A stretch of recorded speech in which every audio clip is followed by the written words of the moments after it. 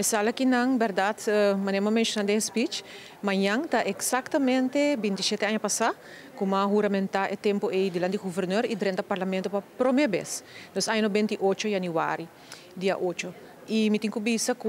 ora me está repassar todo o tempo e pensa que como também vista de discurso, me a refletir o aspecto e pensa quanto viaja me a bem e vai de sala que não.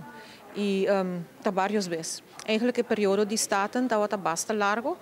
Para mim, há não vou ver 4 anos de MEP como statenlid e depois 8 anos minister, trai outro 2 períodos. Depois eu trabalhei no parlamento, me estava voorzitter de staten tempo de AVP e depois fractieleider de POR e depois eu sei ministra trobe, net in tempo de COVID e depois eu sei mandar cas 8 lunas e bem back. E depois eu trabalhei no parlamento com mais e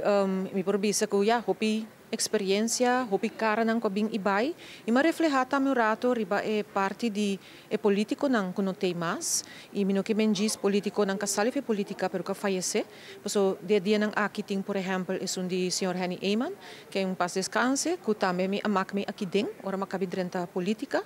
e agora que já eu tenho que realizar que mamak me também o voz depois também ela falece e bota para o rato que tu não sei pois bota bisa já hopi costa passa aqui dentro hopi emoção hopi polarização hopi bes pero al final mawak algum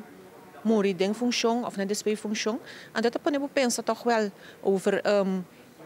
importância por bisa de dedicação de tempo sobre tininang a falecer net depois of durante função qual significa que bota parado que tem tempo que dedicar no trabalho aqui e de meu caso mas hinca hopi esforço dentro de anos seja como parlamentar ou como minister mas põe sempre o trabalho como grande prioridade e não tá bem para hora de reunião só pero também hora não para fora de trabalho, para fora de reunião, é dedicação que botem para a gente, de escutar a gente e por bisa, é parte de política mesmo. Então, se turma pensa que para mim como discurso, 10 minutos vou bisa tiki e me agradecer esse tour que dentro do transcurso de último ano aqui como statenlid a dar suporte, também na tour é 1.300 votadores que põem confiança de minha pessoa, com última eleição que não, e também a la vez dar para bem, na tour é parlamentário não novo que está bem dentro e também é tarefa grande que está de controle do governo.